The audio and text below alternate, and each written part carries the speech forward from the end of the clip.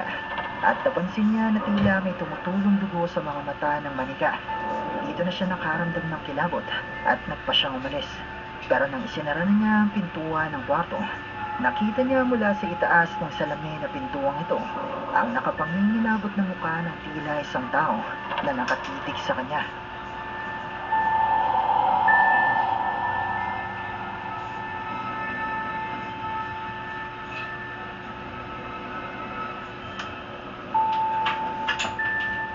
Uy! Ay, kala ko sa kwarto ko.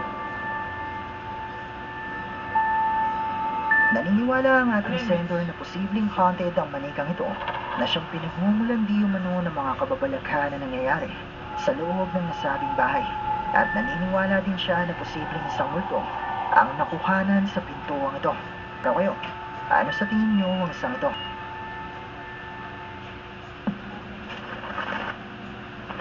May isang babaeng TikTok user na nagngangalang Janet ang kalilipat lang sa isang apartment sa US at itinudokumento ang kanyang mga ginagawa sa loob ng kanyang bagong tinutuluyan. Pero nitong nakaraan ay nagbahagi siya ng isang kakaibang video na kung saan ay may isang lalaki na nakapasok sa loob ng kanyang apartment.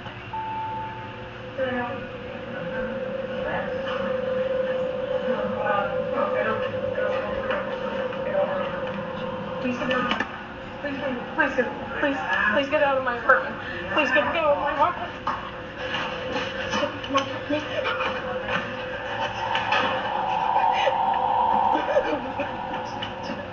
Makikita sa video ito ang di umano'y lalaki na bigla na lang nakapasok sa loob ng kanyang apartment.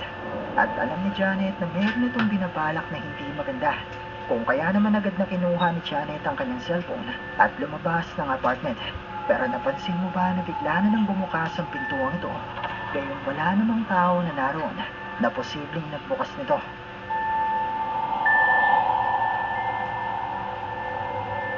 Bagamat hindi ito pinagtuunan ng pansin ni Janet, ay marami sa kanyang mga viewers ang nakapansin sa pangyayari. Gayunpaman, ayon kay Janet ay kung ano man ang posibleng nagbukas ng kanyang pintuan, ay nagpapasalamat ito dahil tinulungan din mo na siya nito na makalabas agad ng kanyang apartment. Nagbahagi rin si Janet ng isa pang video para ipakitang hindi madaling mabubuksan ng simpleng hangin lang ang pintuan. But I didn't take it off just so I could show you this, because this door is not the easiest to open, and this is why I think it's like a divine thing, or like, I don't know, a ghost, or I don't. Yeah. It's not easy. So it's not like just like the wind pushed it or anything. I think someone actually, or something, I don't. Matapos ito ilang araw ang lumipas, ay muling nagbahagi si Janet ng isang kakaibang video. Nakuha naman isang araw habang ipinapakita niya ang kanyang alagang pusa. Narito ang video at panoorin mo ito ng mabuti.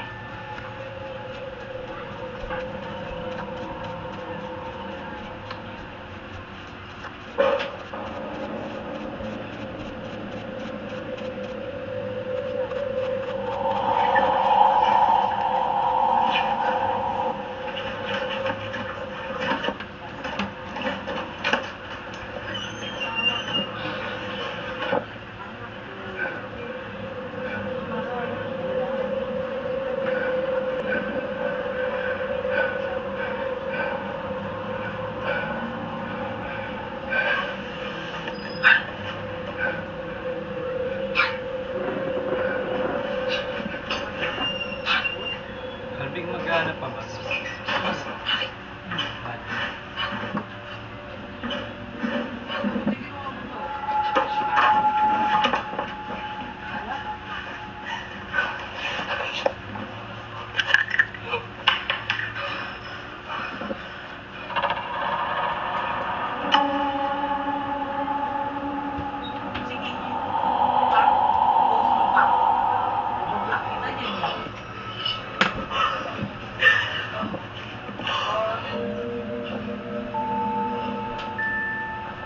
Nag-umpisang makarinig si Janet ng mga tunog na tila may kung anong kumikilos sa loob ng kanyang apartment. Yun ay kahit mag-isa lamang siya ng mga oras na ito. Pero ang pangamba niya na baka mayroong ulit nakapasok sa kanyang apartment ay napalitan ng kilabot nang mapansin niya mula sa kamang ito Ang mga markang ito ng anino may kung anong hindi nakikita ang tumapak sa ibabaw ng kama. Hindi tumubo. Hindi tumubo.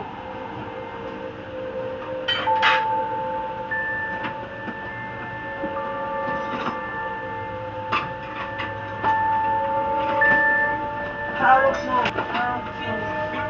Ayon kay Janet ay nalooban di umano ang kanyang apartment ang siya ng ibang gamit. At sa tingin ng kanyang mga viewers, ay kung ano man ang nagpaparamdam niya ito kay Janet, ay tila ba nagpapahiwatig ito na hindi na dapat siya magtagal sa apartment na ito. Pero posible nga kaya na isa itong ito? Kayo na ang baka ng musga.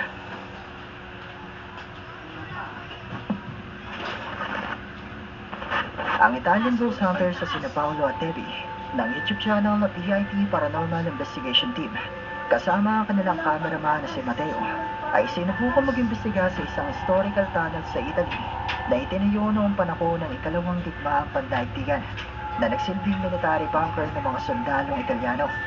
Sa paglipas ng maraming panahon ay maraming naniniwala na ang mga tunnel na ito ay haunted at may isang magkasintahan nga ang minsang pumisita dito at may mga nakuha ng kakaiba sa loob nito. Narito ang video at pakinggan mo ito ng mabuti.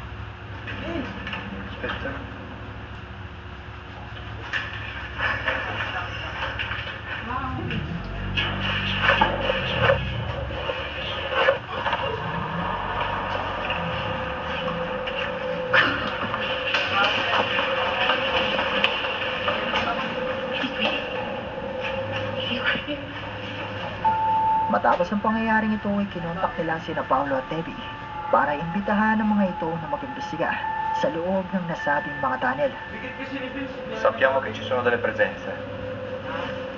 Bigat kasi ni Vince. La sensazione che va dietro? Solo No.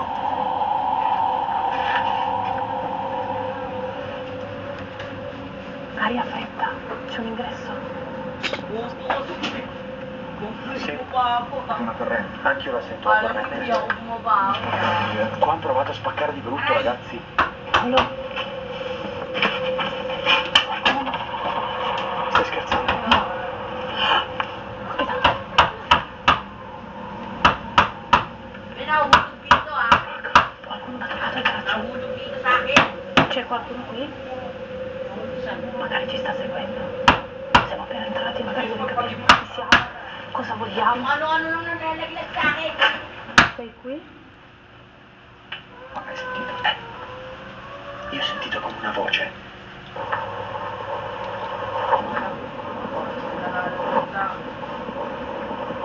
Di nuovo. Bravo.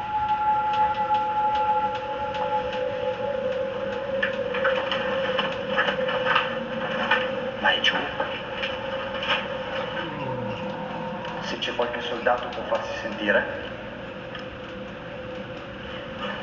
I ragazzi non hanno parlato tanto di soldato, eh? Ragazzi, sono metallico, sono metallico, sono metallico.